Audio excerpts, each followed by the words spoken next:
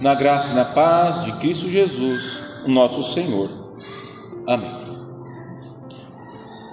Eu acredito que todos nós já passamos por uma situação assim de estar procurando alguma coisa que perdeu, uma chave, um óculos, celular, algum documento, qualquer coisa.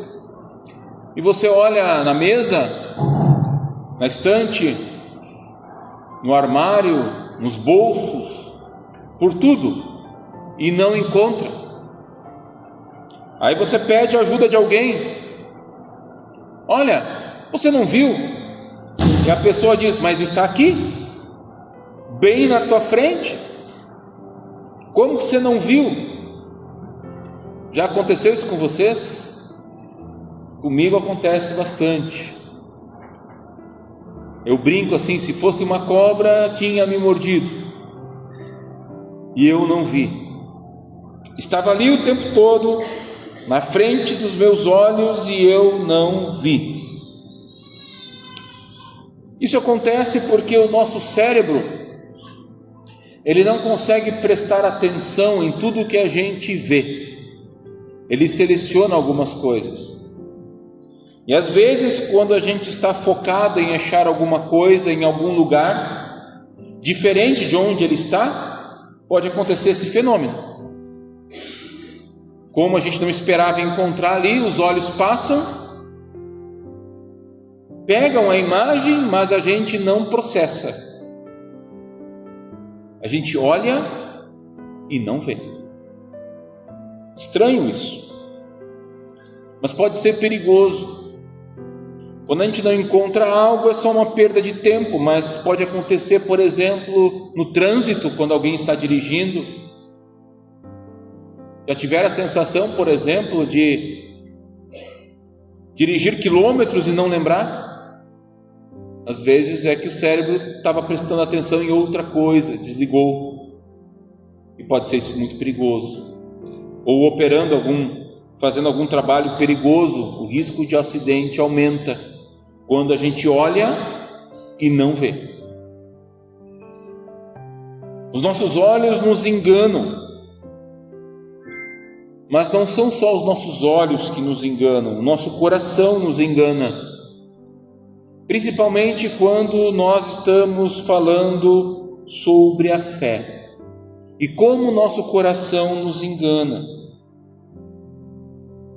Nos engana tanto que às vezes alguém pode ler a Bíblia, vir à igreja e mesmo assim não perceber que a sua vida está indo na direção contrária daquilo que Deus quer para a sua vida. Não consegue ver aquilo que está claro diante dos nossos olhos, porque o pecado nos distrai, o pecado nos engana. E muitas vezes nos faz olhar e não ver aquilo que está diante dos nossos olhos. Um texto de João, bem longo, esse texto. Temos ali um homem que nós não sabemos o seu nome, não sabemos de onde ele era. Mas o que sabemos é que ele nunca tinha enxergado em toda a sua vida, não sabia como era o rosto dos seus pais, não conhecia as ruas da cidade, nunca tinha visto o pôr do sol ou o nascer do sol. Nasceu cego. E se isso já não fosse uma dificuldade, muitos naquele tempo tinham a ideia de que toda a deficiência física ou doença era um castigo de Deus por causa do pecado. Então esse homem, além de cego, carregava em si uma grande culpa, o peso de achar que tinha cometido um pecado contra Deus ou seus pais. E por causa disso ele era uma pessoa, podemos dizer assim, amaldiçoada por Deus, castigada por Deus. E nós podemos ver como esse pensamento era comum quando os discípulos de Jesus, ao ver o homem cego, perguntam para Jesus: quem pecou para que este homem nascesse cego, ele ou os pais dele? E a resposta de Jesus, como sempre, vai na contramão daquilo que as pessoas entendem como verdade, porque Jesus vai dizer: nem ele pecou, nem os pais dele, mas isso aconteceu para que nele se manifestem as obras de Deus. Jesus segue ensinando os seus discípulos, talvez sobre esse próprio tema, mas o texto nos fala agora deste homem, que as pessoas agora se admiravam por que ele estava vendo, levam ele até a sinagoga, até os líderes religiosos, para que o examinem. E esses homens discutem, duvidam, investigam, questionam, não acreditam em suas palavras, chamam os seus pais que, com medo, a única coisa que falam é: sim, ele nasceu cego. Mas por que ele está vendo, nós não sabemos, perguntem a ele. E mesmo assim eles continuam insistindo, eles não acreditam que Jesus o curou, querem outra explicação. Podemos dizer que o cego, que não podia ver, enxergou aquilo que aqueles que podiam ver não estavam vendo. Em outras palavras, este homem, antes cego, viu em Jesus o Salvador e acreditou. E os líderes religiosos, que tanto conheciam a Escritura, não queriam ver aquilo que estava ali bem diante dos seus olhos. E depois, quando o homem se encontra com Jesus, alguns desses fariseus escutam a conversa e se questionam: será que Jesus quer dizer que nós somos cegos? E Jesus diz para eles: se vocês fossem cegos, não teriam pecado, mas agora dizem: nós vemos e por isso o pecado de vocês permanece. Ou seja, eles estão vendo o que está acontecendo e não querem acreditar, se negam a acreditar quem é Jesus, que Jesus é o Salvador. Será que nós muitas vezes não agimos da mesma maneira, de não querer ver aquilo que está diante dos nossos olhos, de não enxergar? Os fariseus, cegos com as suas tradições, com sua religiosidade, com a sua inteligência, não viam um Salvador diante deles em Jesus. E a pergunta que eu faço é: o que nós hoje não estamos vendo, que está ali diante dos nossos olhos? Nós também vivemos numa época cheia de discursos, cheias de ideias e narrativas e filosofias e conhecimentos por todos os lados. Basta pegar um celular que você tem acesso a qualquer opinião, a qualquer assunto sobre qualquer coisa neste mundo. Sempre há uma voz para falar, ou várias. E nesse mundo cercado de conhecimento, nós precisamos estar atentos, porque tem muita voz por aí que aponta na direção contrária daquilo que Deus quer para nós. O pecado, ele não dá folga,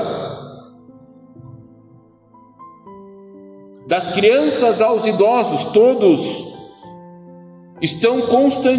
nós estamos constantemente sendo bombardeados com todos os tipos de ideias que não vêm de Deus. Nós estamos sendo inculcados com ideias hoje como: o importante é ser feliz. Ou uma outra variação: se isso te faz feliz, então não é errado. Será? Será mesmo que não é errado? Se diz hoje que verdade é algo que depende de cada um escolhe a sua verdade, de acordo com o seu ponto de vista. Pergunto, será mesmo? Que a verdade é apenas uma opinião? Ou então falam, se você faz algo por amor, então está correto, não há erro.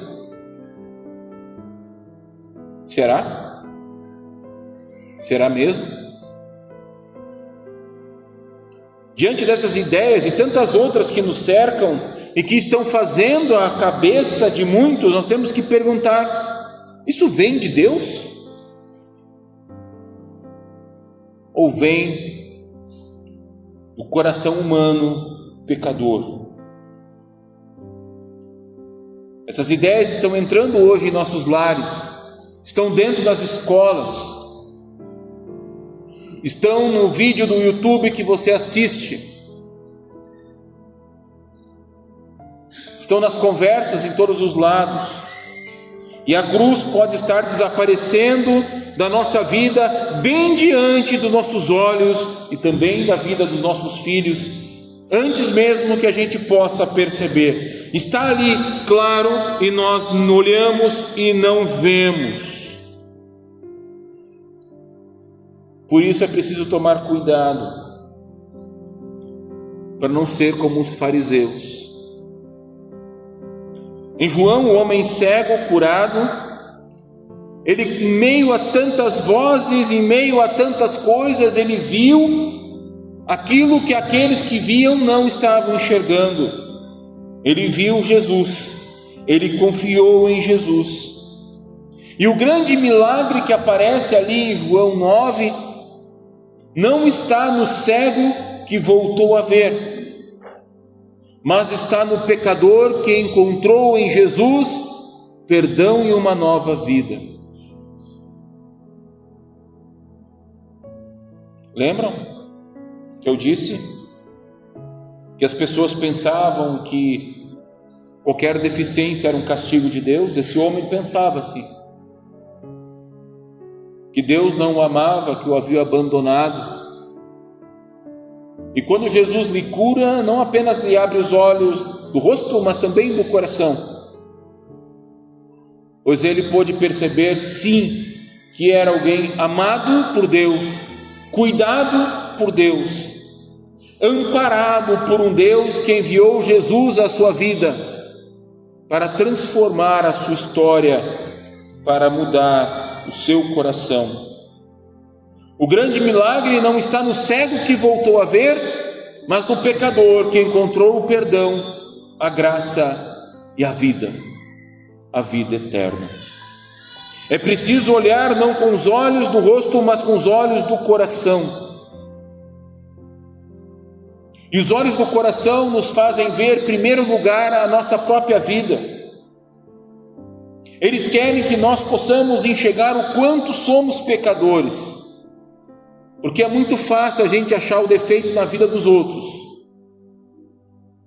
mas Deus nos convida a olhar para o defeito da nossa vida, daquilo que está de errado em nosso pensamento, em nosso sentimento, em nosso agir.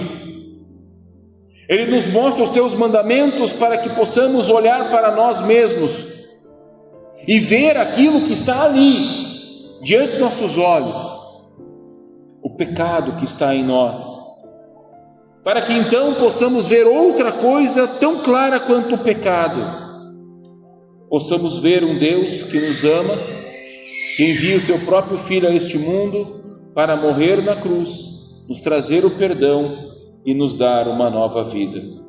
Por isso Jesus é a luz do mundo, é aquele que nos tira das trevas do pecado e nos leva para a sua maravilhosa vida na luz, onde podemos ver, não só que nós somos pecadores, mas ver que Ele deu a vida por nós, para nos dar muito mais do que possamos imaginar, muito mais do que merecemos.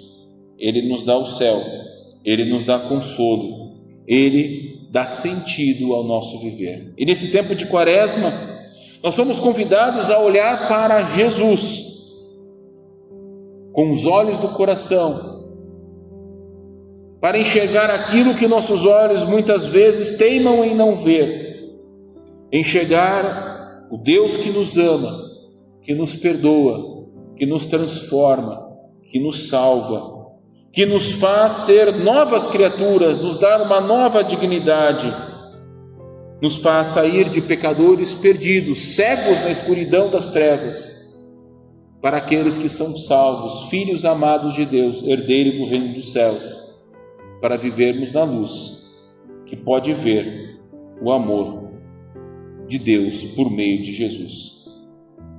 Por isso, o nosso pedido hoje sempre seja: Senhor, abra os nossos olhos para vermos o pecado na nossa vida, para vermos o pecado que está ao nosso redor e, para acima de tudo, vermos o Teu amor em Jesus, o amor que transforma, o amor que dá sentido à vida, o amor que nos faz amar ao nosso próximo. Para que assim possamos dizer que nem o homem que foi curado, com fé no coração: Senhor, eu creio que Tu és o meu Salvador.